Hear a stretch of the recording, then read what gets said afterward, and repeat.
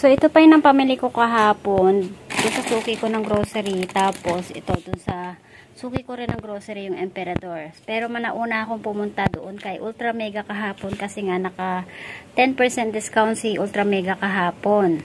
Doon kasi kay Ultra Mega nagtanong ako ng Emperador nilang Double Light na 1 liter per box. Mas mahal sa kanila 2,037. Samantalang sa suki natin ng grocery is 1,986. O diba, ang laki ng diferensya. Kaya napilitan ako, after ko kay Ultra Mega, napilitan akong pumunta dun sa suki ko ng grocery para bumili na rin ito kasi walang ganito kay Ultra Mega, yung snack ko at saka yung cheese ring. Ang kagandahan kasi ko Ultra Mega, teka bubuksan ko lang. Kasi marami rin tayong palaging talagang meron mga pa-free si Ultra Mega. Kaya talagang yun ang kagandahan na mamili sa kanila. So, ito yung mga nabili natin kay Ultra Mega, oh. Meron silang 9+1. So, meron tayong pa-free ulit ng isang piraso ng Happy Cotton. Bali, kinumpit ko siya, pumapatak na lang siya ng 4.23 ang isang piraso dahil dun sa pa-free. Nagtagkita na ulit tayo ng 8 pesos kasi 8 pesos ang bentahan na natin ng mga cotton. So, bumili tayo ng mga 4 times. Doon kasi sa suki natin ng grocery, walang mga ganito na mga chicheria. Ayan, tatlong flavor ng 4 times yata to. Tama, tatlong flavor. Isang cheddar cheese flavor at saka flavor ng barbecue flavor. At saka itong corn snack flavor. Tapos, wait lang. Tatanggalin lang natin yung mga nakaibabaw na mga chicheria. Nabili rin tayo nitong Alibaba. Ayan. Ganitong flavor ng Alibaba, yung cheese flavor. Tapos, meron din tayong 2 piraso na lang ng cheese flavor ng Clover. Mas mura din yung yung Clover kay Ultra Mega kasi nasa 6 point something lang. Samantalang sa suki natin ng groceries, nasa 7.50 na yata.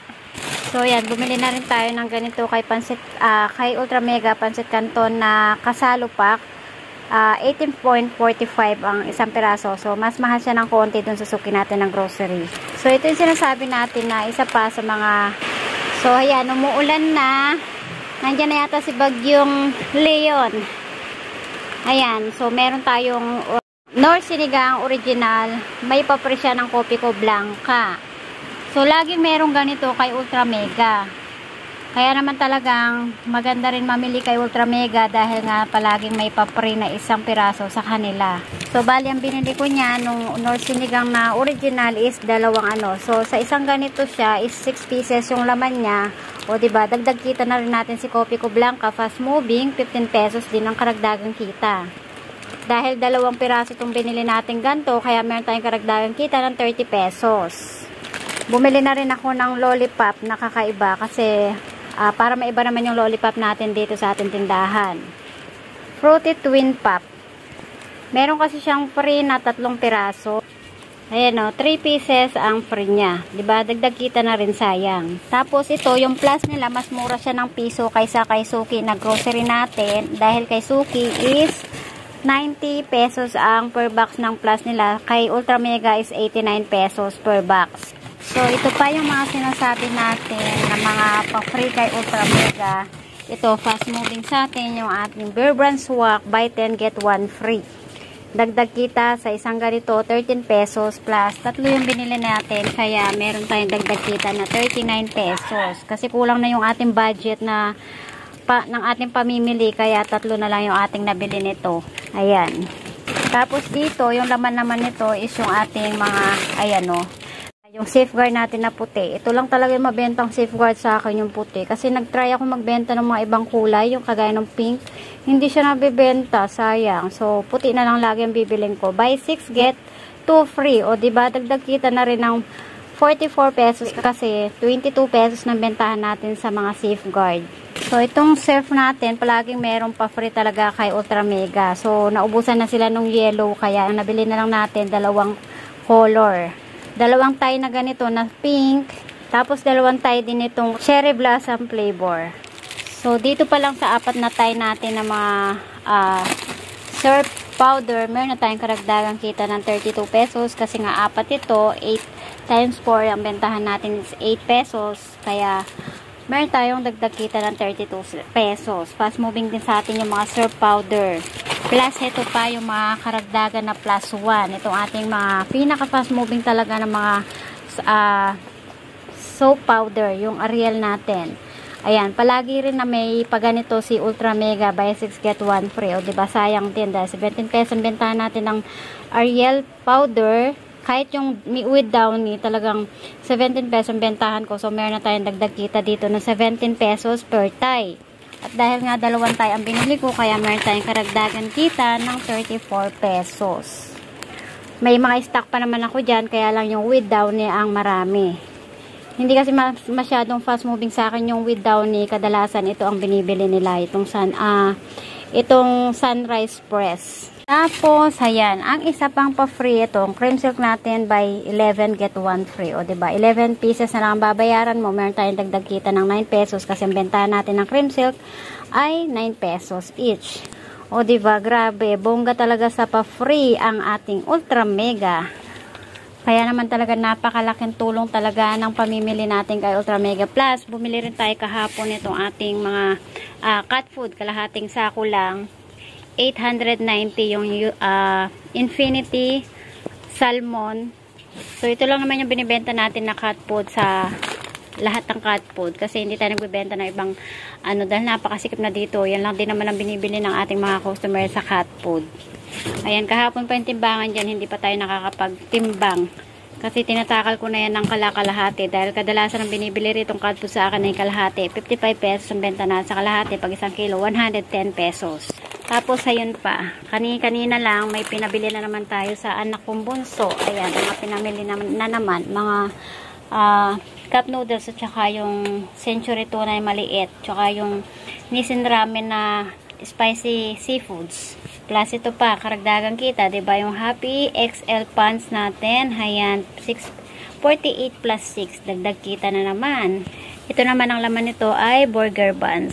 Ayan, 5 balot ng burger buns kasi isang wala na pala akong burger buns. So, ubos na. O, diba, ang dami natin dapat gawin. Ang dami natin na ayusin at ang dami pa natin gagawin sa loob ng bahay. Tambak yung ating mga trabaho kahapon pa. Talagang hindi ko maharap talaga mag-display. So, ito pa yung isa kong problema. Kasi yung pinabibili ko dun sa anak kong bunso is yung kala na violet na 60 grams. Kaya lang binili niya sa 100 grams. So, hindi naman kasi ito mabibili sa akin. Kaya naman, talaga nagagalit ako sa akin. Sana sabi ko, kung wala nung 60 grams, hindi ka na lang bumili. Ang katwiran niya is nag-chat naman daw siya sa akin. Hindi ko naman nababasa dahil busy ako dito. Ayan o, dalawang tayo pa man din yan. Ang puhunan ng isa is 12.90. Kung ibebenta natin siya, 15 pesos. Eh, gusto nga nila yung 60 grams kasi 10 pesos lang ang benta natin doon. Iba talaga kapag anak ang hinutusan. Kaya mas maganda talaga kapag ikaw mismo na negosyante ang mamili ng iyong paninda. Kasi may stress ka talaga sa pag-uutos. Laging mali. So, time check is 12:47 p.m. Ayan, Thursday, October 31, 2024. Tricks or treats na today. Kasi ito yung araw talaga na kadalasan na talagang nagaano na yung mga bata para sa Halloween. So, meron tayong bad news para kay Camel. Kasi nung Martes ko pa ito nabalitaan doon sa suki natin ng grocery. That time, hindi ako bumili ng Camel. Naririnig ko lang doon sa counter, pati doon sa mga mamimili. So, hanggang ngayon pa naman, hindi pa naman ako bumibili ng Camel. So, si Camel, nagtaas na naman. Or, nagtaas na. From 106 si Camel, or 107 yata sa ibang lugar, naging 120 na kay suki na grocery, pero dun sa tapat ng Ultra Mega, nagtanong ako kahapon sa akin pamimili kay Ultra Mega dahil doon ako bumibili ng Marlboro Red nila 150 nga, yung per kahalang nila. So nagtanong ako kung magkano ang Camel sa kanila is 118 lang. Tapos kanina konti lang napanood ko si Rose Jam 11 dun sa GTI niya na content ay parang 126 yata per kaha kay JTI ito. O diba, ang laking diferensya sa Cavite area. Marami pa kasi akong Camel na stock, kaya, diba, nung Martes pa, nagtaas na ako ng Camel. O diba, doon tayo babawi, te. Bawi-bawi rin tayo ng kita, te. Kaya, kahit nasabi mo mura lang siyang nabili, ayan yung ating mga diskarte bilang negosyante. Kahit na sa dating presyo mo pa rin siya nabili, isasabay natin sa pagtaas yung presyo. 8 pesos each na ang bentahan natin ng camel. Hindi ko lang alam din kung magkano ang bentahan ng aking mga ka-SS sa ibang location. Pero dito sa Laguna, ang bentahan ko na ay 8 pesos nga. Start nung Martes. Taran! O, diba? Malinis na ulit ang ating tindahan. Nakapag-display na tayo at nakapaglinis na tayo sa loob ng bahay. Time check is 4:42 PM na. So, pwede na tayo mag-relax-relax habang tayo naghihintay naman ng ating mga tumer. Nakapag per kilo na rin ako ng mga cat food. Ayan, tigkakalahating kilo lang yan. Hindi na ako nagbalot ng ng tigi 1 kilo kasi mas mabenta yung half kilos. Ayan. Ayan o. Nandyan yung sa baba yung iba.